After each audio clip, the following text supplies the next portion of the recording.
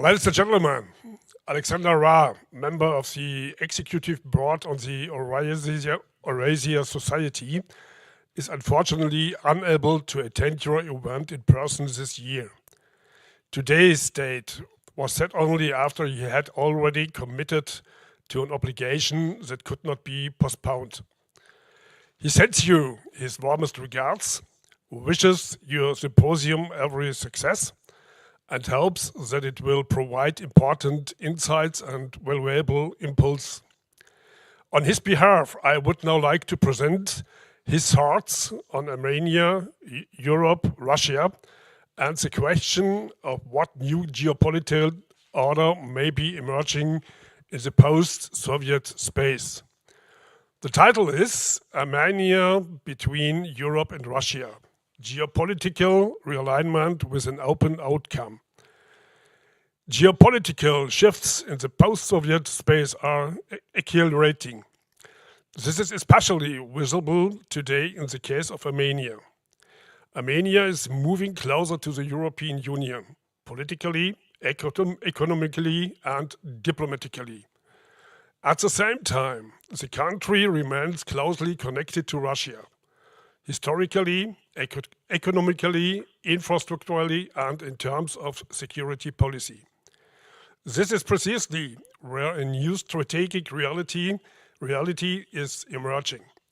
Armenia is looking for new options. Europe is expanding its influence in the South Caucasus. Russia, however, continues to regard the post-Soviet space as a security-relevant buffer zone. Since the beginning of the war in Ukraine, the European Union has intensified its activities in the South Caucasus and in parts of the post-Soviet region. From a European perspective, this is about stabilization, economic cooperation, and geopolitical influence in a sensitive region. From Moscow's perspective, however, it is seen as a weakening of Russia's traditional sphere of influence. That is why it is essential to distinguish clearly between two different levels: rapprochement with the European Union and a possible NATO perspective. These two issues are often mixed together, but closer relations with the European Union do not automatically mean military integrations into NATO. Several European countries have shown that economic and political integration is possible without NATO membership. Austria is a member of the European Union, but not of NATO. The same is true of Ireland, Finland, or Sweden, where also militarily neutral or non-aligned for decades, while still being deeply integrated into Western economic and political structures.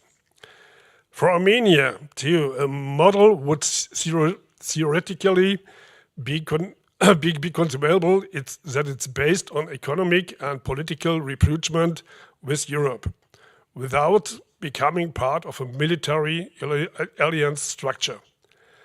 But Armenia's situation remains highly complex. The country is located between regional power centers: Turkey, Azerbaijan, Russia, and Iran. Its economic, energy-related, and military dependence cannot be dissolved in the short term. For that reason, Armenia is unlikely to completely sever its relations with Russia, despite all current tensions. A real NATO perspective would most likely be interpreted by Moscow as a direct strategic threat. The war in Ukraine has shown that Russia is prepared to escalate massively when questions of military spheres of influence are involved.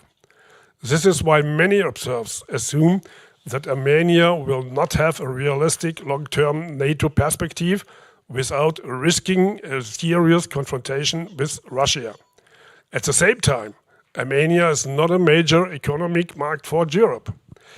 It does not have the economic size or industrial strength of other potential enlargement candidates. Deeper European integration would involve considerable financial, infrastructural, and security policy challenges. This raises an unavoidable question. Would the European Union really be prepared in the long term to fully integrate a comparatively poor and structurally dependent country such as Armenia into its political and economic structures? And what concrete strategic benefit would Europe gain from this? At the same time, the European Union clearly wants to bring Armenia closer to its own political and economic sphere and, step by step, reduce Armenians' dependence on Russia.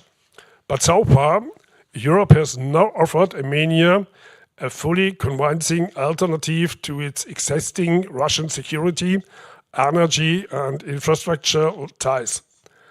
Political encouragement, economic cooperation and institutional rapprochement are important, but they do not yet amount to a full strategic replacement. For many countries in the post-Soviet space, Europe is attractive above all as an economic area. It offers investment, trade access, infrastructure programs, visa facilitation, and institutional cooperation. But economic integration into European structures does not automatically mean becoming part of the Western security architecture. The European Union can offer cooperation, markets and development opportunities, but it cannot guarantee a military protective umbrella based on NATO logic. This is precisely why many states in the post-Soviet space are pursuing a careful balancing policy. They seek economic advantage through closer relations with the European Union, while trying to avoid a full strategic confrontation with Russia. Armenians' reorientation, however, did not arise solely through Western influence. The real turning point was Nagorno-Karabakh. The loss of Nagorno-Karabakh marked a deep political and psychological rupture for many Armenians. Armenia's defeat, the conduct of Russian peacekeepers during the escalation, and the impression that Moscow ultimately failed to provide sufficient protection led to a significant loss of trust in Russia and in the existing security structures of the region. This loss of trust is one of the main reasons why Armenia is now looking more actively for new foreign policy options. From the perspective of the Eurasian society, this is where the real strategic challenge of the coming years lies. Stability in Eurasia will not arise from geopolitical maximum demands. It will require reliable security, economic and dialogue structures that reduce mutual fears of escalation. Neither the permanent isolation of Russia nor the continued expansion of competing spheres of influence will lead to lasting stability. What is needed instead are new forms of regional cooperation. Cooperation that allows economic integration without automatically producing military threat scenarios. Armenia shows that many countries no longer want to choose simply between East and West. They are looking for models that combine economic openness, political independence, and security policy balance. This requires new diplomatic efforts, confidence-building formats, and economic perspectives beyond pure bloc logic. Infrastructure projects, energy cooperation, trade corridors, scientific exchange, and political dialogue could contribute more to stabilization than further confrontation. A long-term stabilization of the South Caucasus would matter far beyond on the region itself. Every easing of tensions on Europe's geopolitical periphery also reduces the overall strategic pressure between Russia and the West. The Eurasian society, therefore, sees the need to keep spaces for dialogue open, especially in a phase of increasing geopolitical hardening. Because lasting stability rarely emerges from complete isolation. It almost always emerges from the ability to maintain political, economic, and social channels of communications, even in times of deep conflict.